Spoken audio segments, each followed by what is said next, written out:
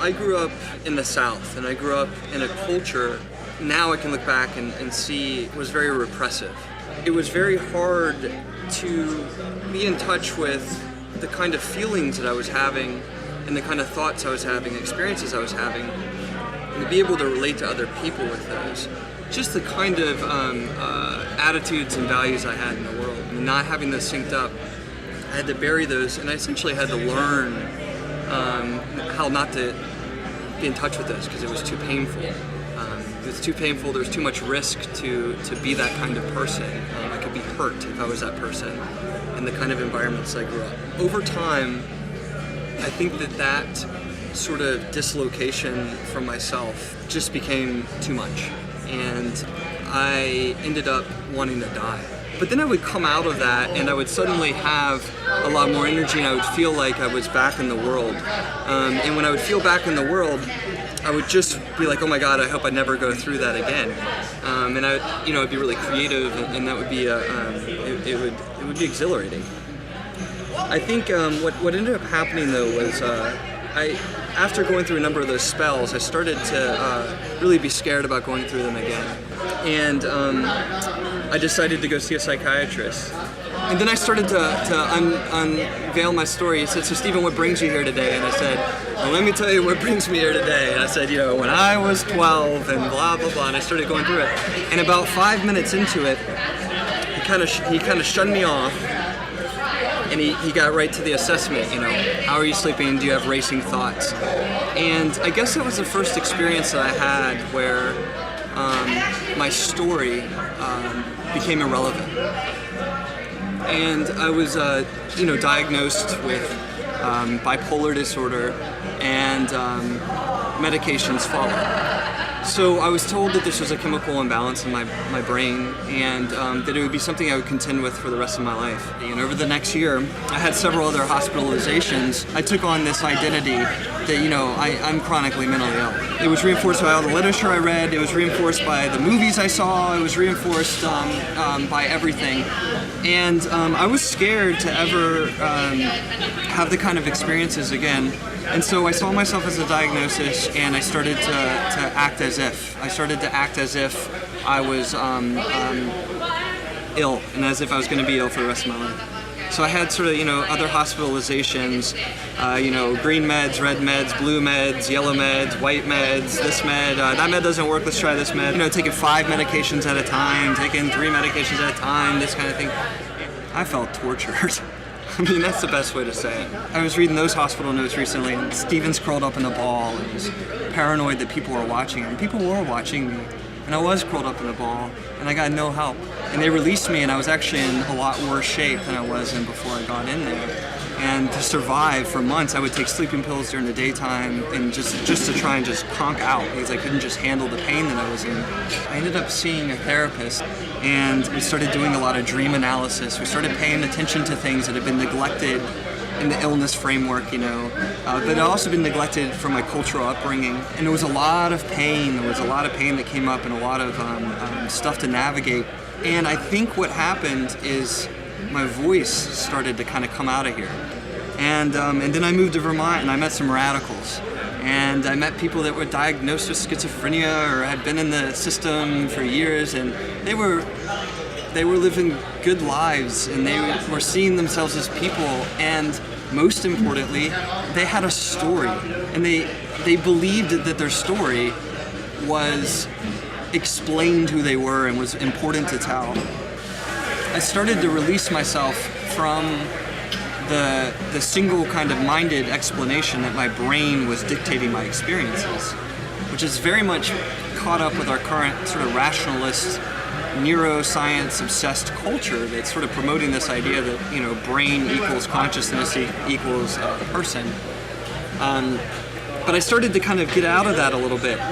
And so I'd mentioned, I met these radicals in Vermont and people that were really doing different things. And so I met somebody one day who said that they had been diagnosed with the same things I had been diagnosed, and they were no longer taking psychiatric drugs. And this was the first real time that I had met someone in person who articulated that experience. It had been years that I've been in the system, that I had been taking psychiatric drugs, that I had all kinds of conversations with people, thousands of people, because I had been working in peer support, all this stuff. This is the first time that I met someone who said that, which is amazing to me, because now I meet people that say that all the time. But for some reason or not for some reason, because that voice has been so oppressed and is so devalued by the traditional medical narrative, that it's not prevalent, and it can be hard to find. And I met him, and he told me that, and I said, you know what, if he can do it, I can do it. And because I didn't want to take the meds. I was tired of taking them. I was tired of paying for them. I was tired of the effects that they gave me. I was tired of the nosebleeds, the head rushes, the fatigue. Well, at that time I was taking 5 meds. I was taking Effexor, Wellbutrin, Lamictal, Tegretol, and Trazodone. And I meditated, and I did my, I was into nature. I was still into nature. I would go on my hikes, and I took it seriously. Like, I knew that there was risk involved, and I really didn't want to end up overwhelmed again. But I got off all the drugs, and I noticed something. That not only as my voice was coming back, all of a sudden I felt sharper, and music sounded more musical again. And the wind in the forest looked, it spoke to me again. And with all of that, I felt more intensely. I felt rage and kind of grief, but I also felt more alive. And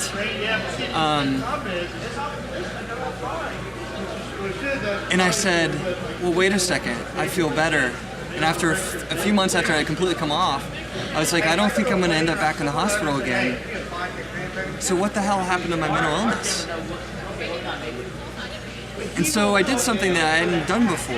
I said, well, what is it? Where do these people that talk about mental illness get their information from? And I learned that they were supposed to get it from scientific journals. And so I lived near Dartmouth College. And so I started sneaking into Dartmouth College, and I looked like a student, so I acted like I was a student. I would go on their computers where I had free journal access, and I'd take a USB drive in there, and I'd download as many journal articles as I could at once. And I collected 1,000 articles. And I would go home and I would read, and I'd read, and I read all of their stuff. And honestly, I was expecting to find a lot of evidence that would support the medical model version of mental illness. What I ended up encountering was that not only was there not evidence to support all the messages I've been given, the evidence of genes was faulty, the evidence of chemical imbalances was certainly faulty. All that stuff was problematic. They didn't control for whether people were taking drugs when they did the brain scans, or they had too small of a sample, like 10 people, or the same changes they saw in the brains with people diagnosed with schizophrenia, they would also see in people not diagnosed with schizophrenia, or it would only happen in 10% of people diagnosed with this, and it was like, wait a second. And so I started to be in shock about, oh my God, these messages that, by the way, I had been promoting to people in peer support, because I believed them, because I've been told them. I've been telling other people they had chemical imbalances in their brain, and I'm sorry to all those people. But I started to realize that, there was this whole kind of, it wasn't supported. And not only wasn't it supported, but most of these studies were funded by the pharmaceutical industry, who would stand to profit from the theories that they were trying to piece together that weren't even supported by the evidence. So it was this kind of wild scenario. And congruently with that, I was also finding that there was these alternative things like a Soteria House, and later I'd come across the open dialogue stuff, and the Martin Harrow studies, the World Health Organization studies, Courtney Harding studies with the Vermont State Hospital and how people did over the long term. And you'd start to see that, wait, people get better, and that places where less drugs were used, people were getting better. And if it was a brain problem, and if this was a hopeless chemical imbalance, how was it that some people were getting better? And meanwhile, there was all these narratives that people were saying that they actually found use in some of the, or value in some of the experience. The diabasis stuff and John Weir Perry, and of people being weller than well after going through a really torrential experience. And then I came across all of this stuff on trauma. that almost everyone that gets diagnosed with these major mental illnesses has significant trauma in their lives. And that started to shine a light into my own past and started to get me more in touch with my story and say, well, wait a second, you know, the things that happened to me, you know, they shaped who I was. And that was difficult too as a man, and with gender issues and gender issues. I mean, I don't want to frame it that way, but growing up in the South as a male, you know, you don't talk about those things. You pull yourself up by the bootstraps, you know, stop being sensitive, all those kinds of things. And so you learn to really just ignore that whole sense of any of those kinds of emotional violations or physical violations. I mean, what's physical abuse in my culture, I saw sometimes as just, you know, the legitimate punishment for doing wrong, you know, those kinds of things. And so I started to, you know, with that trauma lens, I could start to reframe things and start to look at things differently. So I going off my meds, I discovered all this literature, I discovered this new framework, and I got pissed. I said, oh my God, you know, I got to go talk to people about this. We got to have a conversation about this. And at the same time, I applied to go to this holotropic breathwork thing with Stanislav Grof and Jack Kornfield. They were, you know, Stanislav Grof wrote about spiritual emergency, and I thought that I really jived with what they were saying, that maybe my experience was a spiritual kind of awakening. And I got a scholarship to go to it. And then they asked me for my medical history. And I told them that, you know, I had been in hospitals and stuff, but I was fine now. I was working and all that kind of stuff to prove to them I was fine. And they took away my scholarship because they were worried that I was mentally ill. And so this was just like taking a bucket of fuel and dumping it on my fire. And so that kind of got me into the world of advocacy. And I guess I always came from a perspective of dialogue. I wanted to have dialogue in a manner of respect that I also wanted people to treat me with. Where the story goes from there is that, you know, I got involved I got very involved in trying to create alternative spaces or spaces for people who were having difficult experiences to go to, where we wouldn't be diagnosed, where we wouldn't be treated as animals, or we wouldn't be, where our stories would be valued and heard and become part of the tapestry of a community. And so I got involved working at a place we called a community center for psychiatric survivors, and got involved in setting up peer-run respites and working on the Soteria Vermont project, because it became clear to me that we need to have in our communities places where people can go that are going to treat people as people. The mental health is really not just mental health, it's environmental health, it's physical health, it's societal health, it's community health, it's all of these different systems come together we're products of all of this different kind of stuff. And we can't just isolate it. We have to start having conversations about, you know, is our economic system really producing health? The way that we're just completely destroying the planet, you know, is that something we can do and still thrive as a species? Our prison system and the way that we just cut people off from the world, stick them in cages, and then expect them to rehabilitate, is that something that we can do and still have healthy communities?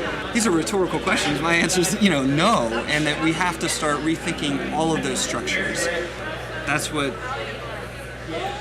inspires me.